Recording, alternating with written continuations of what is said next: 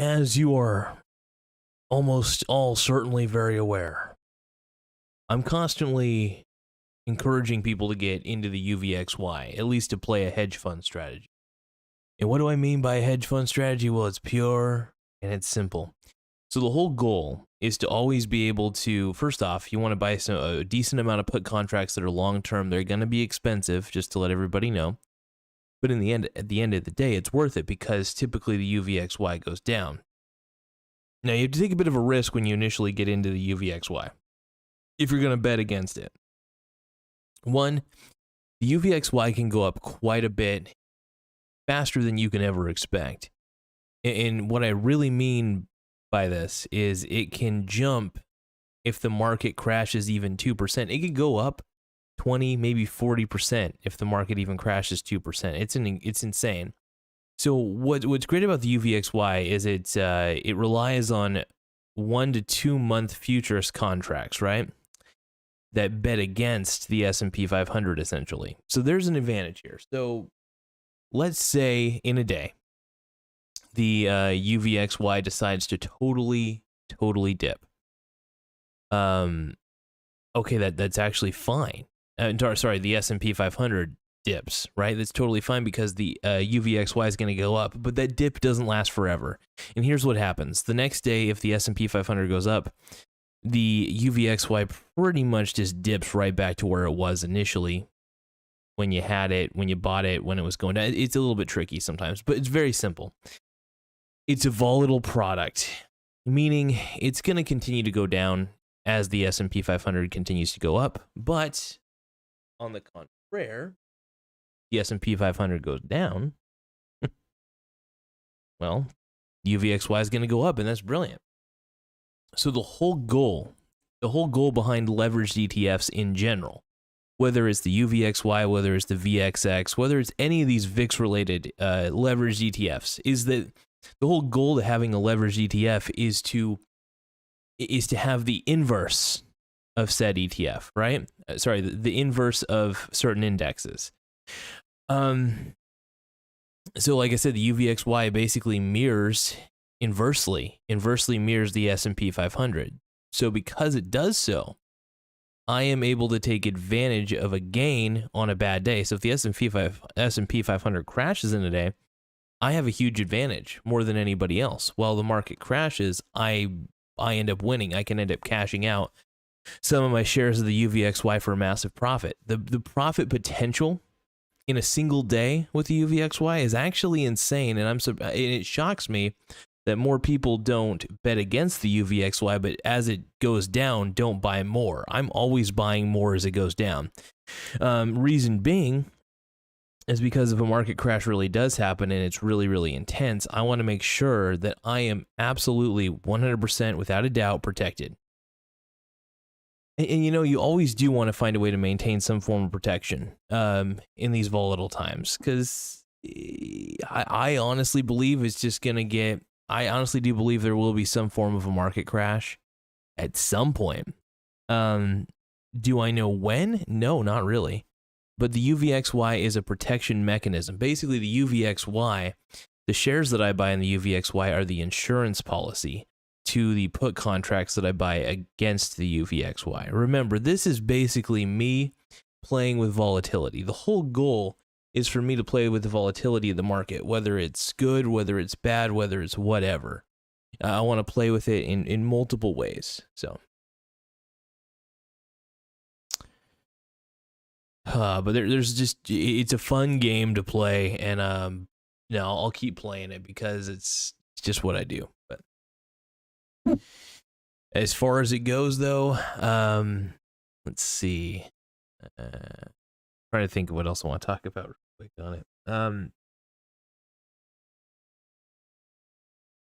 No, but the primary reason to go with a leveraged ETF each and every time is just simply having that ability to stay protected against the inevitable market crash that's going to happen. I don't know when. I have zero clue as to when the market crash is going to happen, but when it does, and when it happens, it's going to be pretty rough. But like I said, even if the market continues to go up, which it probably will during inflationary times, stocks tend to just go up like crazy. And what I mean by inflationary, I mean like the fact that the Federal Reserve continues to print money at a rate we haven't seen in probably ages. It's insane just how much money they print at the moment. I guess the thing is you just can't trust the Fed. I don't trust the Fed for shit because they keep printing more money. It's a train wreck. It really is. So, it's a rough thing. It's rough, but it's interesting to see what's happening in the market overall. I think we're going to see an eventual correction. I mean, we're already seeing a massive correction in many ways, in many, many ways. So it's like, you know, where does the buck stop, I guess? You know, where does it, what's going to happen next? And I think just based on the current economic conditions, based on these supply chain constraints, I think what we're going to have, well, first off, the demand's already high. But the supply, if these supply chain shortages continue to happen, or these delays, I should say, we're going to see an entire backlog and things are just going to get more expensive. That's just how it works. But hey, if things get more expensive, I mean, that's going to be a nice little earnings report for each company. That's why I always say, man, a lot of the negative effects get passed down to the consumer every time. So,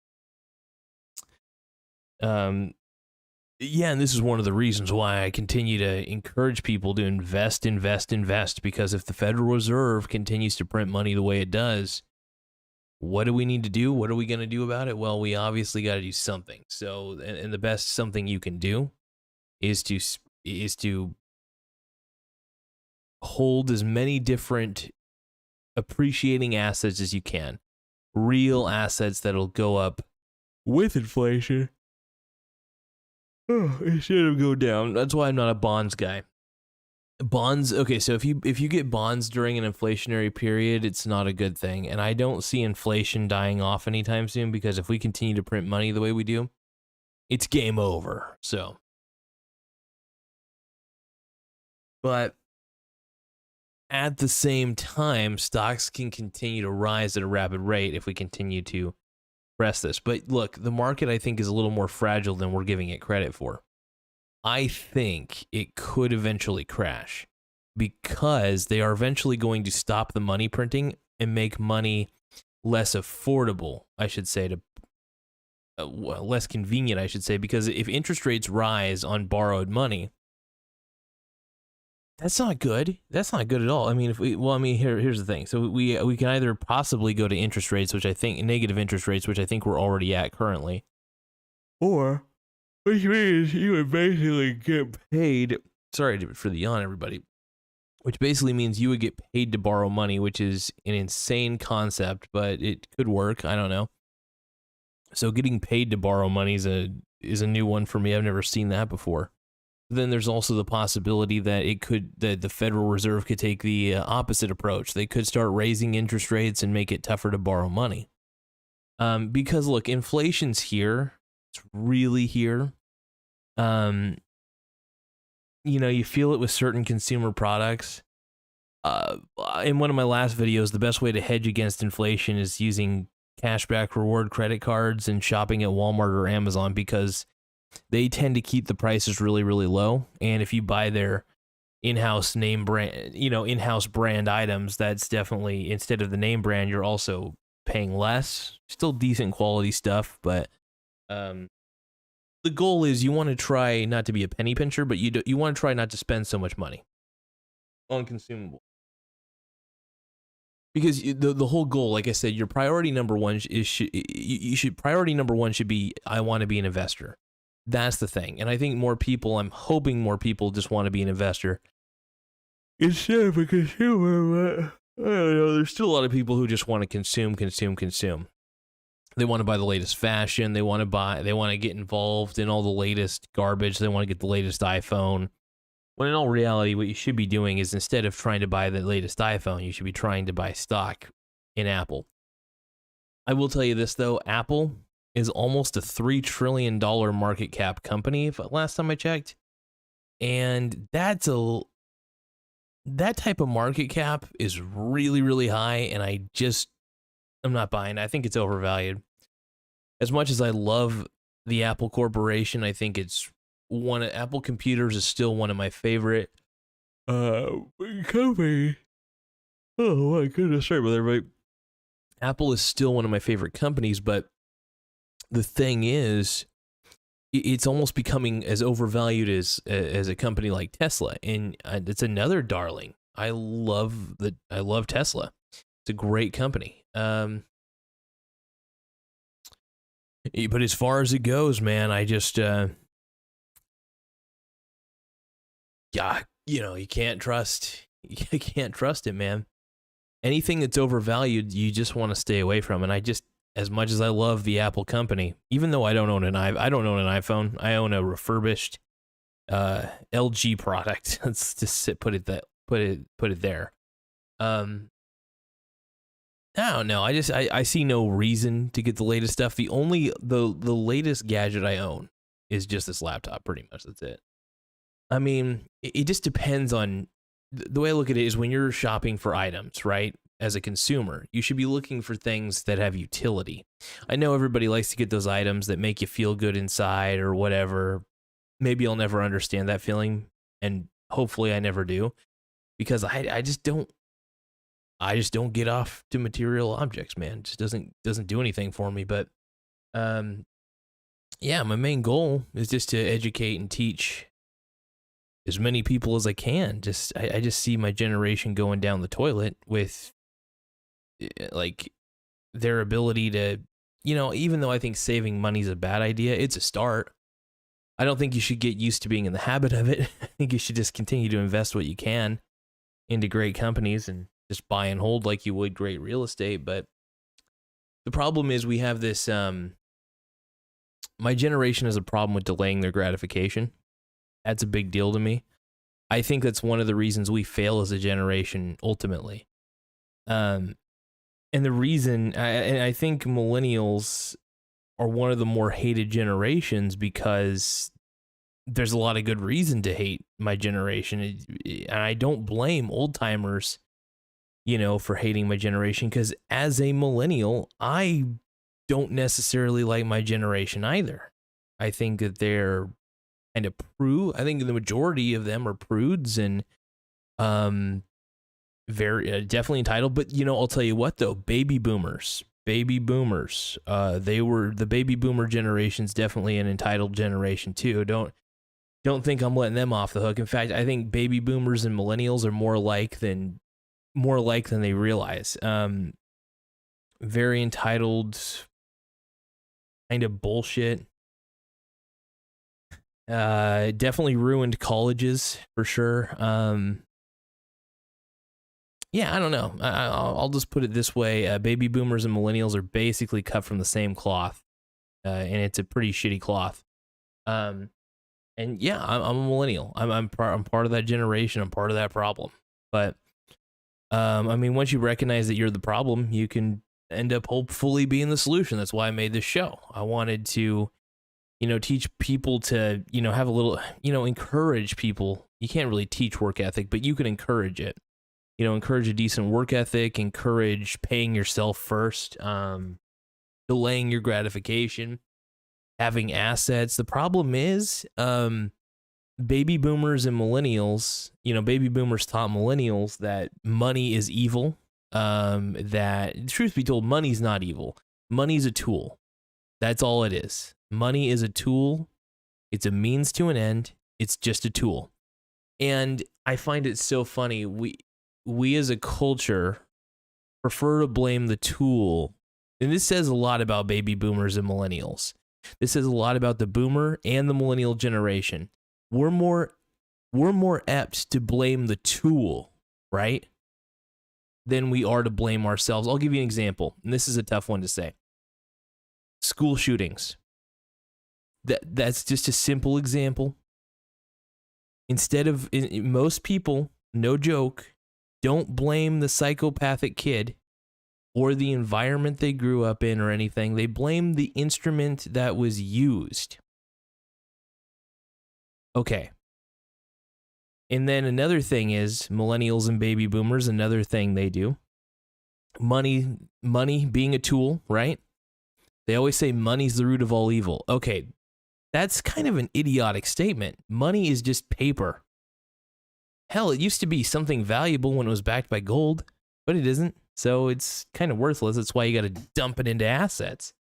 But the thing is, millennials and baby boomers have this in common. They also think money is evil. So they don't have any money. They never have any money. They always spend it on stupid shit. And then they always complain about not having enough money.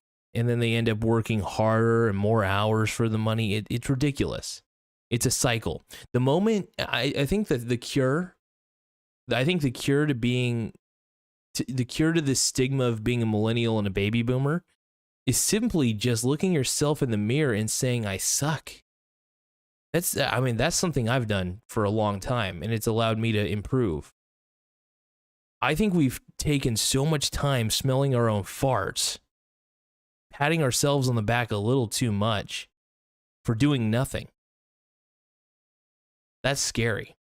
And yeah, I'm not saying every millennial's like this. I'm not saying every baby boomer's like this.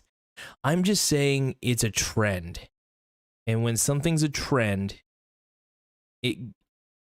others tend to follow. Luckily, I was never brainwashed by the baby boomer millennial mentality. I just don't buy it. I don't buy it at all. I think there's zero work ethic. Even Gen Z is turning even softer than millennials, intellectually at least. I'm not saying that everybody's got to be like the strongest person in the world, but have some backbone, have some ethics. The problem is, I've been critical of my generation for a long time because mainly I was also I had to be critical of myself. And I had to realize that I was acting just like the putrid generation that I belong to. And yeah, I don't think my generation's all that special. I don't think the baby boomer generation's all that special. I think the problem is times have just been too good. And when times get too good, yeah, we start taking the good times for granted. Yeah, I'm glad there are good times. But the problem is, as the old saying goes, good times create weak men, and weak men create bad times. And then good times are created then by strong men after the bad times. It's basically that's how it goes. The point I'm trying to make is, it's just a level of frustration I have towards my generation, really. Like, I don't necessarily hate my generation. I just think that we're just getting worse, man. Ugh. And we become I call millennials and Gen Z the generation of cringe. And look, this show's pretty cringy. I'll admit it. But look, at some point, I want to give possibly one more example of where the baby boomer generation and the millennials generation happen to blame the tool, right? The instrument, the tool, instead of the person. So we blame money when we should blame ourselves. We blame guns when we should blame ourselves. It's a mental health issue, first off. Our attitude towards money is a mental health issue. I don't understand it. It's stupid. What's another thing where we blame the tool? Because there's a few others. I just can't think of them right off the bat.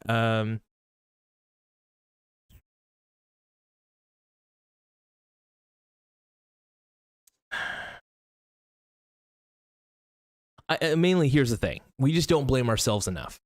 That's the thing. We're always so willing to point the finger at something or someone else before we can ever point the finger at ourselves. We have this culture where there is zero accountability, and we've gotten to this point where it's like, when do we as a culture start just really kind of grinding down and just saying, look, we suck. And it's okay to suck for a time, right? But what's worse is that we do suck but we keep telling ourselves we're great. And it's a healthy habit to tell yourself, not all the time, because you still need a little bit of self-esteem. But you still need to encourage yourself. You still got to cheer yourself on that you can do something. But don't pretend, don't roll in a pile of shit and tell me that it doesn't stink. Right? Because I swear to God, my generation, that's basically the best description. We're rolling in shit and we're saying it's mud. Right? And that's got to stop. And yeah, that's basically my rant on my own generation. And it's frustrating. And a lot of people, my girlfriend, for instance, thinks I do this stuff just to be a troll. I do this because this is how I actually feel. I actually feel this way. People don't like it. People don't like an honest person these days. I mean, I guess they do like honesty as long as it's what they want to hear. It's got to be what they want to hear. What I say is what people don't want to hear. And that frightens people. That makes people angry. It makes people upset. And because people are so easily upset by the stupidest things, that's another reason why I got rich. So I did. So I don't necessarily have to answer to anybody. That's the whole goal of getting more assets, making more money. Is so that way you don't have to deal with the pitchfork people. I call them the people in society who will try to get you fired, try to make your life a living hell because you don't correspond to their delusional way of thinking. How do you think I feel? I mean, I wish more people thought like me. I actually kind of do. I wouldn't say the world would be a better place if that was the case, but better than what it is. But I don't force my way of thinking on anybody. I say my piece. I'm passionate about it. I'm passionate as hell. But I will never censor somebody. I'll never force somebody to shut up. I think that's wrong. I think more people should be allowed to be boisterous and crazy or just not at all if they don't want to be, Anyway, though, thank you guys for taking the time to view this particular episode. I will do another episode here in just a few moments, but I do want to thank you guys once again, and stay safe, stay sexy, and I'll see you guys on the next episode.